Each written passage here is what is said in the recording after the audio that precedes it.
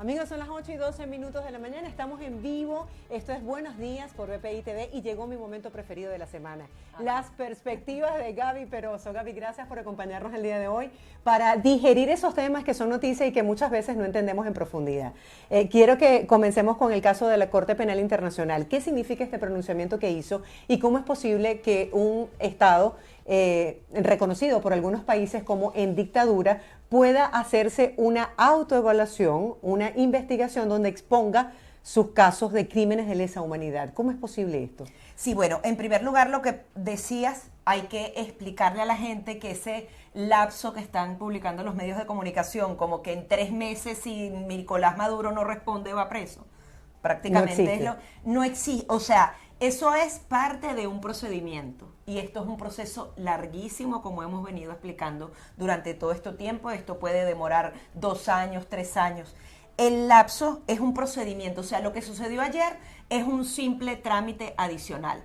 A Maduro le notificaron en diciembre, después de esa notificación normalmente transcurre un mes, no se pudieron reunir y dicen, bueno, van a ser 3 meses. ¿Para qué? Para que Nicolás Maduro, en teoría, diga si se opone a que se le inicie la investigación en la Corte Penal, se inicia apenas, o ellos pueden pedir un lapso de 6 meses. Lo que podría suceder en esos 3 meses es que la Corte Penal diga, sí, ya empiezo de lleno a investigarte, o te doy 6 meses más para que tú respondas. El tema es justamente el punto que tú señalas, que de alguna manera se le está dando un último chance a Nicolás Maduro para que se autoinvestigue. Lo gracioso es que, bueno, ponen a correr internamente a los fiscales venezolanos, a toda la gente que trabaja en derechos humanos en Venezuela, y obviamente la matriz de lo que es esta investigación, que justamente son Nicolás Maduro y sus altos aliados, no van a ser investigados. O sea, quizás van a meter preso a 3 policías más, a 2 militares que estuvieron durante una manifestación o estuvieron presenciando la detención de uno de los jóvenes que han sido torturados en Venezuela. Pero no solamente es que Maduro no ha investigado a esas cabezas que son mencionadas ya por organismos como las Naciones Unidas, sino que adicionalmente estos continúan en los más altos cargos del poder. O sea, no solamente es que no son castigados, sino que además son premiados. Aquí, obviamente, siempre se ha dicho, no, es que ya el fiscal no ha dicho que están investigando a alguien en particular, pero ojo, todo lo previo que se ha venido haciendo tiene nombres y apellidos, que eso es lo valioso de la Corte Penal Internacional, que no es como los organismos de la OEA, en donde se enjuicia al Estado y el Estado es culpable y el Estado es una masa etérea sin nombre y apellido. En la Corte Penal va con nombre y apellido y justamente se espera que llegue a las cabezas civiles, a las cabezas militares e incluso al propio Nicolás Maduro. Ojo, podría pasar que la Corte Penal investigue a altos funcionarios y no llegue a investigar a Maduro. Esa es otra de las cosas que uno dice, wow, puede pasar, sí, porque los delitos de alguna manera pueden no tener relación directa, o sea, poderse probar que Nicolás Maduro ordenó una tortura, una desaparición extrajudicial, y eso también lo tenemos que tener muy claro los venezolanos. Gaby, esta semana estuvimos hablando con Diamanti de la ONG Un Mundo Sin Mordaza y nos hablaba de todos esos expedientes que tienen de mano directa de los familiares de las víctimas que están presas en Venezuela y muchas de ellas que murieron en las diferentes protestas a manos de los cuerpos de seguridad. Él decía, perdón, que tenía un amplio reporte que habían presentado ante la Corte Penal Internacional. ¿Qué pasa con todas esas denuncias? Yo creo que tenemos expedientes en demasía. ¿Cómo es posible que no sean procesados o que la gente no vea un cambio en corto tiempo? O sea, Sí. ¿cómo estos procesos pueden durar hasta 2 años, por ejemplo? No, este proceso puede durar hasta 10 años, Marjorie, y no Wow. es que no les gusta el tema venezolano y lo están retrasando. En el mundo entero, los mandatarios o los países que han sido finalmente sentenciados por la Corte Penal Internacional, lamentablemente tienen periodos de este tipo. Es más, hay quienes aseguran que el examen preliminar de Venezuela, el que ya pasamos, porque ya en teoría estamos en etapa de investigación, fue mucho más expedito que otros que se han dado a lo largo de la historia. Sencillamente la Corte Penal funciona así. Ojalá pudieran hacer alguna reforma significativa para que la justicia se dé en los lapsos correctos, pero al día de hoy, como está constituida, no es así. Aquí también se aceleró porque 6 mandatarios, o sea, 6 presidentes en ejercicio también denunciaron a Nicolás Maduro como un violador de derechos humanos y que ha cometido crímenes de lesa humanidad, pero es un proceso larguísimo. Entonces, todos esos expedientes que señalas de estas organizaciones no gubernamentales, de organizaciones internacionales, de la Funding Mission, la misión especial de Naciones Unidas, e incluso de Human Rights Watch, Correcto. están allí. Obviamente la Corte Penal tiene que hacer su propia investigación, pero obviamente tienes un cúmulo de información increíble, ya contactos con las familias, la Organización de Estados Americanos también ha hecho un trabajo extraordinario en ese punto, y obviamente todo eso acelerará, y además todos esos expedientes permitieron que la investigación se abriera, porque además la Corte Penal participa cuando queda claro que el régimen de Nicolás Maduro no se va a autoinvestigar, que era otro de los puntos que tú señalabas. En Colombia, de alguna manera, dejaron a un lado el caso porque es un Estado independiente, no es una dictadura, que podría entonces investigar, incluso si hay afinidad política entre un presidente y, no sé, Álvaro Uribe, que de alguna manera muchas de las cosas tienen que ver con cuando él estaba mandando, van a investigar porque obviamente se trata de una democracia. En el caso de Nicolás Maduro estamos absolutamente claros que no. Sin embargo, vamos a ver si el fiscal va a volver a Venezuela, si estos van a seguir haciendo este encantamiento de serpientes, si abren una oficina especial. Ojalá que no compren las mentiras de Nicolás Maduro. Incluso esta semana o la próxima viene también el examen periódico universal, donde todos los gobiernos se reúnen para analizar cómo lo ha hecho cada gobierno que integra Naciones Unidas. Y obviamente presentaron un informe lo más mentiroso que te puedas imaginar, diciendo que están trabajando en pro de que no exista la tortura en Venezuela, que ellos no violan los derechos humanos ni hoy, ni mañana, ni nunca. Y obviamente todas esas mentiras quedan en evidencia cuando ya estos propios organismos ya han investigado y saben de todo lo que sucede en Venezuela y que son crímenes de lesa humanidad. Ahora, Gaby, si la Corte Penal Internacional tiene un límite en su nivel de competencia y no intimida al régimen, porque estamos hablando de un régimen o de un sistema democrático, como tú bien señalabas que en otros países pues los cambios han sido distintos o los resultados de estos procesos, ¿qué se espera? ¿El régimen puede en esos 3 meses no enviar ninguna investigación sobre crímenes de lesa humanidad y no tiene ninguna consecuencia? Claro, la consecuencia es, ahorita ellos tienen que tratar de convencer a la Corte Penal que ellos están haciendo todo lo posible por autoinvestigarse. Entonces, no hacer nada no conviene. Ellos tienen que agarrar y, no sé, presentar unos actos conclusivos, unas detenciones, un maquillaje ahí súper rápido para decir, mira, Corte, todo lo que estoy haciendo en materia de derechos humanos y ahora tengo a 10, 15, 20 culpables. Incluso veíamos a través de las redes sociales que habían mandado como un comunicado en donde, bueno, a partir de ahora los fiscales tienen que, no sé, emitir tantos actos conclusivos, no sé qué, o sea, por números, o sea, no es los casos que tú investigaste y que definitivamente llegaron a su fin, sino cumplan este número de... Claro, pero no están involucrados ellos en la cúpula, sino claro, la gente de abajo. Investigaciones de abajo. Y capaz, y Maduro puede sacrificar a alguno de los suyos para hacer la noticia, o sea, porque además son regímenes que no les importa nada. Hasta dentro de ellos mismos podría haber una atracción. Obviamente esta es una especulación absoluta, pero si la Corte Penal le va a decir, mira, pero tú solamente me estás investigando rangos medios, necesito una de las autoridades que han sido mencionadas, no sé, por cualquiera de estas investigaciones, ellos son capaces. Y con todas las rencillas internas que tienen, seguramente podrían salir ahí 2 o 3 cabezas en estos 3 meses. Si ellos no responden, ¿qué pasa? La investigación continúa. Si ellos responden y de alguna manera convencen, podrían ganar 6 meses más en el proceso.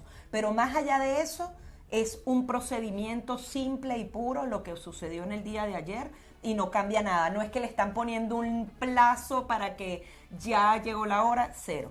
O sea, ayer estaba viendo los comentarios en Twitter y la gente decía que estaban tan decepcionados porque en Venezuela la gente que está dentro padeciendo los diferentes problemas decían, ¿por qué no nos ayudan internacionalmente? Estamos cansados de que se denuncie y no pase nada en el país. Y es que la gente está como esperanzada en que alguien de afuera haga algo como la especie del milagro y realmente eso no ocurre.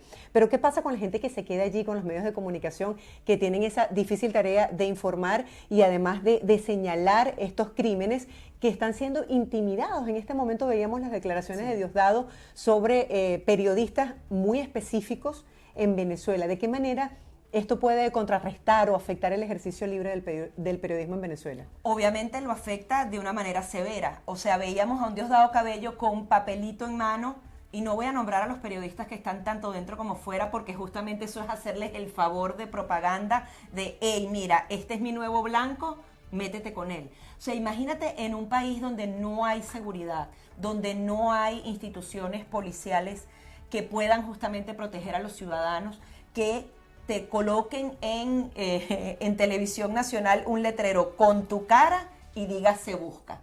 Y esos son periodistas, son representantes de la sociedad civil, son políticos que se encuentran dentro de Venezuela, que son los que más me preocupan. Obviamente afecta al periodismo. Algunos de esos periodistas que ya han sido señalados, han sido procesados judicialmente, no han hecho más noticias. Hemos perdido cabezas brillantes que han dicho, bueno, no, desde octubre, desde diciembre ya no hago mi programa o no escribo.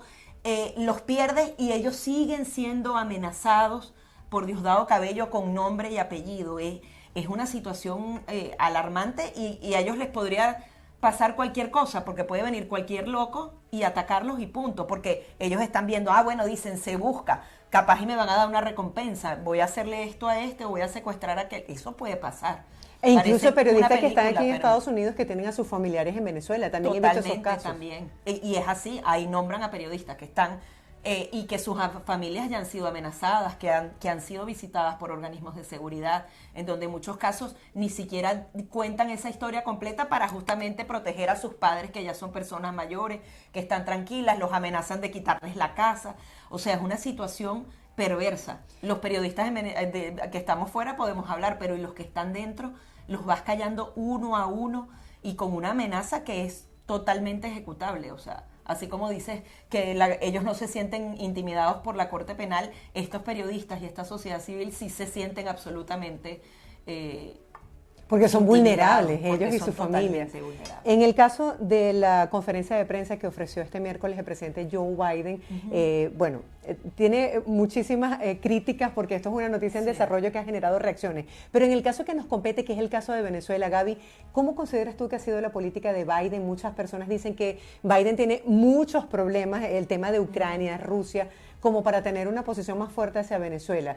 Hablábamos con el profesor Gamarra y señalaba que le está dando continuidad a la misma posición de Trump. Sí. ¿Tú consideras que debe ser más fuerte, que pudiese de alguna manera presionar más al régimen y a esa cúpula, a esas cabezas que tiene de aliado Maduro? Sí, bueno, hace un año se decía que iba a cambiar radicalmente la política de Estados Unidos.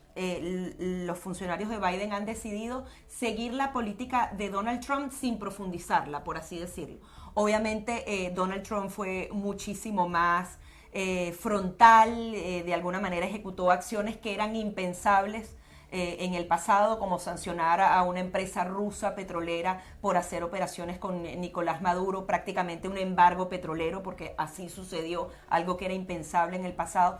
Biden se ha quedado con la misma política, pero yo siempre he tenido una gran preocupación. Habían dos figuras, y no se trata de las figuras porque simplemente declaren.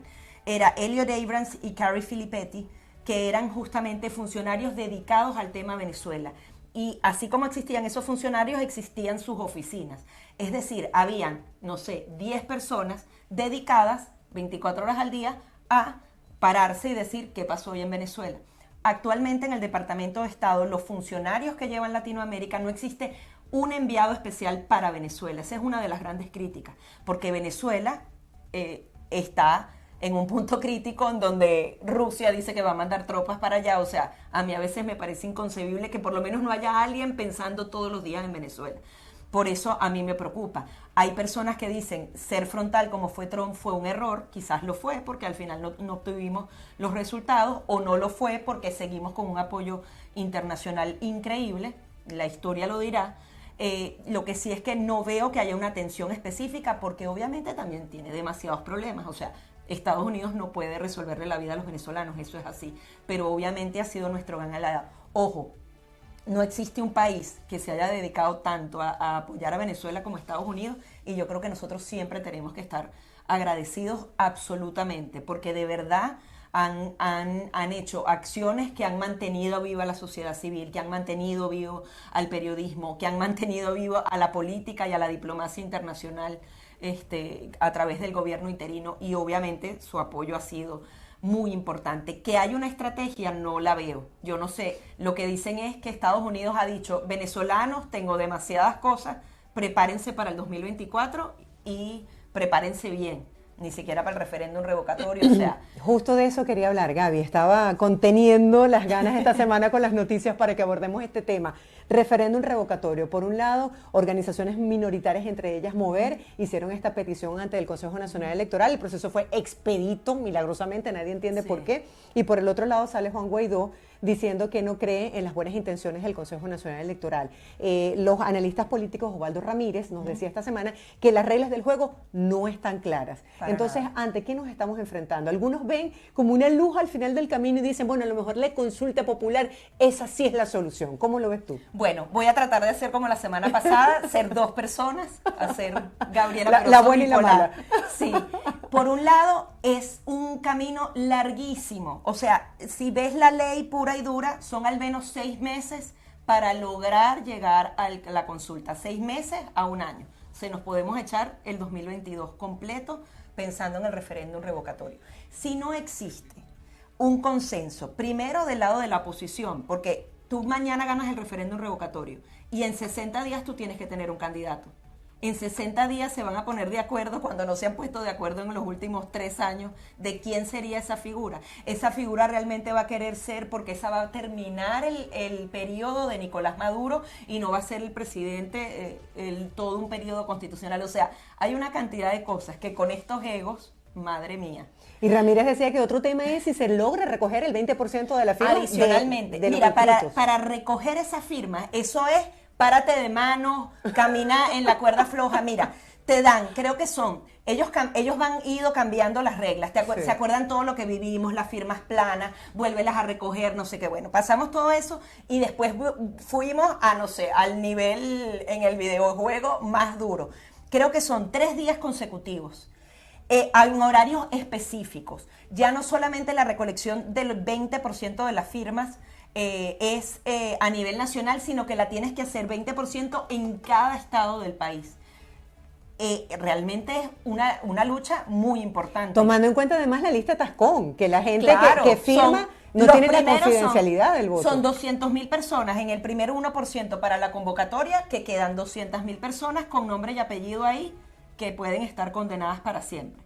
No tenemos ni vistas de que haya voto en el extranjero. Son 200.000 y yo creo que entre 4 y 6, porque realmente no soy una experta electoral, para justamente lograr ese 20%. Y adicionalmente, una de las cosas que también me parece insólita y que ojalá la oposición venezolana se ponga en ese tema es el voto en el extranjero. O sea, estás perdiendo la posibilidad de tener 4 millones de votos en el extranjero, que realmente son sólidos, porque seguramente todos los que nos tuvimos que ir vamos a votar en contra del régimen de Nicolás Maduro.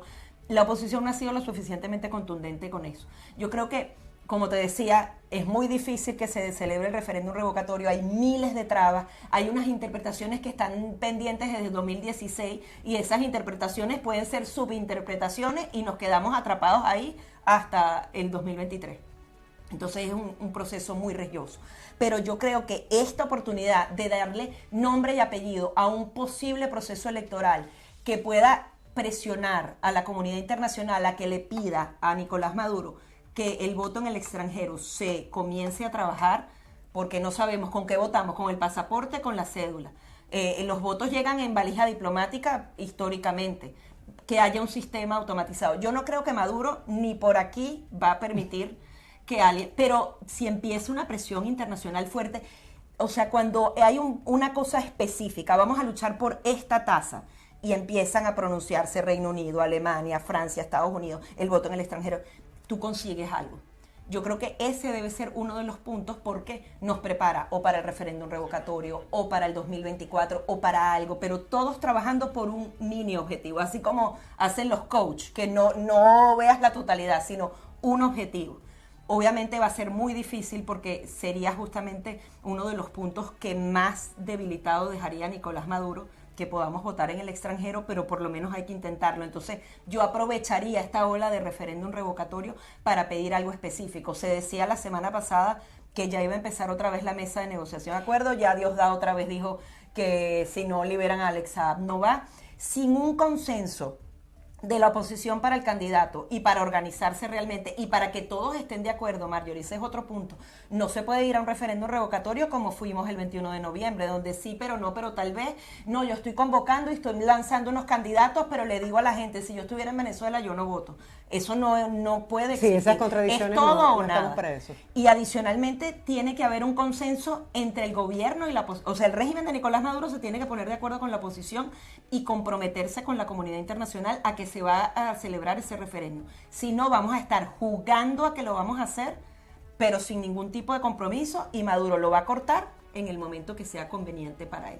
El referéndum que nosotros vivimos en 2004 fue el resultado de una visita del Centro Carter, de un amplio diálogo que se dio entre todos los sectores sociales, y no existe la posibilidad de que eso ocurra hoy como estamos, sin mesa de no sé si es la mesa de ya México, para cerrar, porque se nos acaba el tiempo, sí. Casi que en monosílabo, tú ves en la mesa de negociación una alternativa eficaz para salir del régimen. Si se consiguen objetivos específicos como el voto en el extranjero, organizarse para el 2024, un compromiso de referéndum revocatorio por parte del régimen de Nicolás Maduro, claro que es viable. Es que hay que explorar todas las posibilidades. No podemos ni siquiera retirarnos del referéndum revocatorio cuando ni siquiera lo hemos intentado, pero siempre con la cabeza fría y con que ellos se comprometan realmente, y obviamente sin la comunidad internacional no estamos haciendo nada.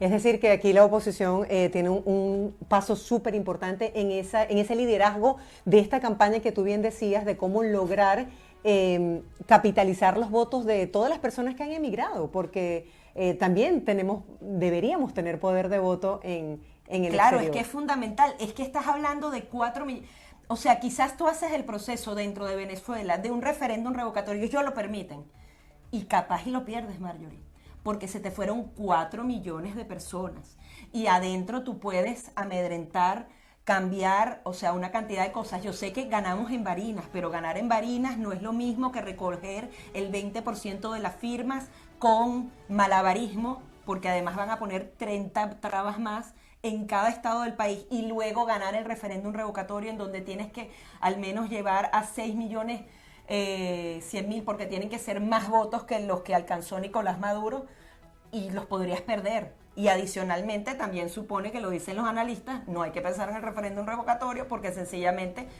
el referéndum revocatorio se basa en una elección que tú has estado diciendo que es nula. Correcto. Desde siempre. Entonces tú no puedes decir, no, Maduro no ganó esa elección y después agarrar esos 6 millones de votos con lo que ganó la elección que no ganó. No, y ahí sí es hacer el verdad referéndum que se revocatorio. acaba la esperanza del venezolano y quedaríamos muy mal ante la comunidad Totalmente. internacional. Ese es otro de los temas. El golpe emocional sería Se nos fatal. acabó el tiempo. Gaby, gracias por tu interesante análisis. Nos permites entender estos temas que son noticias, que son tan profundos y que los vemos como noticias aisladas, pero cuando empiezas a hacer como armar el rompecabezas tiene el sentido. La próxima semana, otro interesante tema de análisis aquí en Perspectivas por Buenos Días. Esto es BPI TV. Sigan disfrutando de nuestra programación.